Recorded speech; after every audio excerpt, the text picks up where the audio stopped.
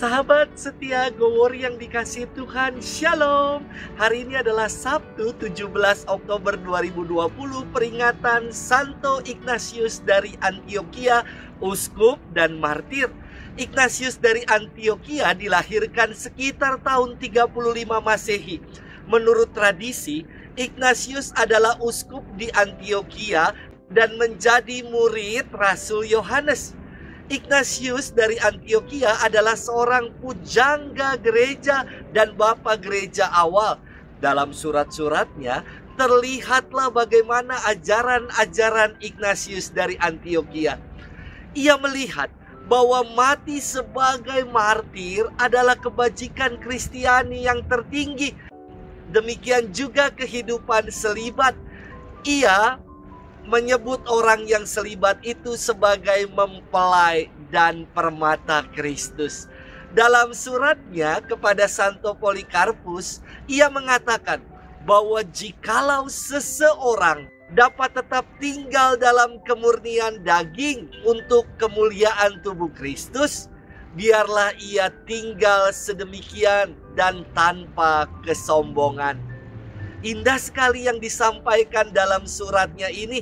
Ia juga mengatakan bahwa Ekaristi adalah obat kekekalan dan obat penawar maut.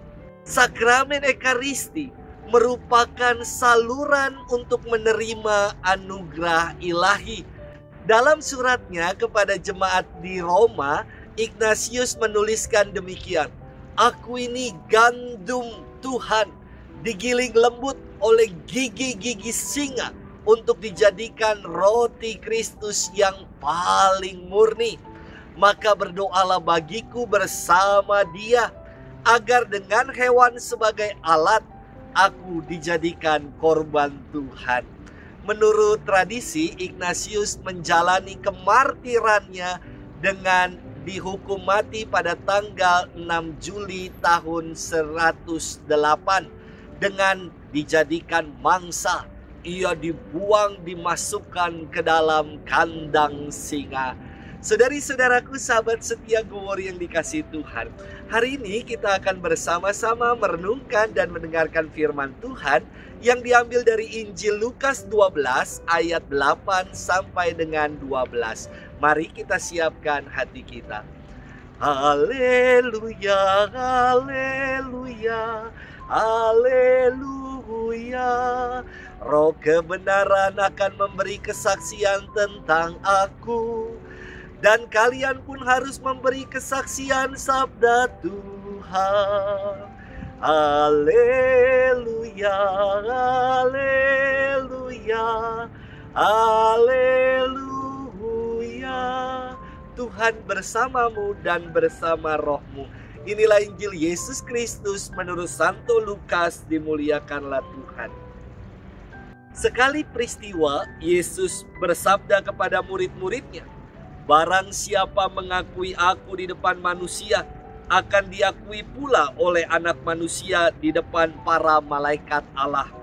Tetapi barang siapa menyangkal aku di depan manusia, ia akan disangkal pula di depan para malaikat Allah.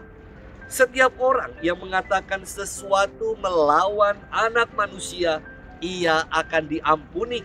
Tetapi barang siapa menghujat Roh Kudus, tidak akan diampuni. Apabila kalian dihadapkan kepada majelis atau pemerintah atau penguasa, janganlah kalian khawatir bagaimana dan apa yang harus kalian katakan untuk membela dirimu. Sebab pada saat itu juga Roh Kudus akan mengajarkan kepadamu apa yang harus kalian katakan." Demikianlah Injil Tuhan, terpujilah Kristus. Sahabat setia Gowor yang dikasihi Tuhan, Shalom Aleichem. Dalam dunia profesi dan di seminari pun sering diadakan berbagai asesmen dan psikotes.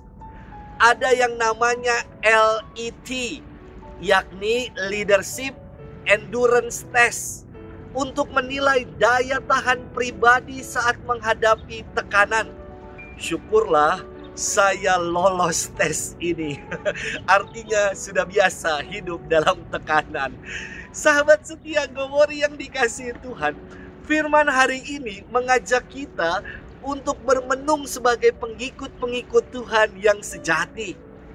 Yesus bersabda, apabila kalian dihadapkan kepada majelis atau pemerintah atau penguasa, janganlah kalian khawatir bagaimana dan apa yang harus kalian katakan untuk membela dirimu.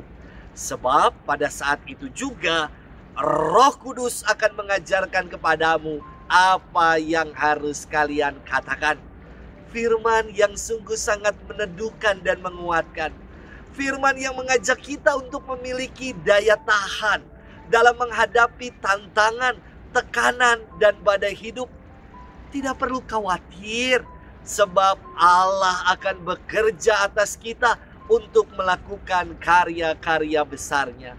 Sahabat setia Gowori yang dikasihi Tuhan, banyak contoh-contoh pengalaman dari mereka yang setia sampai pada kesudahannya akan memperoleh hidup kekal, yakni keselamatan yang dijanjikan oleh Tuhan. Yang baru-baru ini hits dan masih hangat dalam ingatan kita adalah diangkatnya seorang beato bernama Carlo Acutis, berusia 15 tahun. Ia pernah berkata, aku mempersembahkan semua penderitaan yang harus aku derita untuk Tuhan, untuk Paus, dan untuk gereja. Ini sungguh istimewa sekali. Carlo Acutis mengingatkan kita untuk di tengah derita, tantangan, sakit, dan berbagai macam badai hidup, untuk senantiasa sepenuhnya berserah dan mengandalkan Tuhan semata. Semoga kita pun di dalam hidup ini diberikan oleh Tuhan daya tahan itu. Janganlah kita khawatir, sebab dalam firman hari ini Roh Tuhan akan bekerja atas kita. Tuhan memberkati kita sekalian dalam nama Bapa dan Putra dan Roh Kudus. Amin.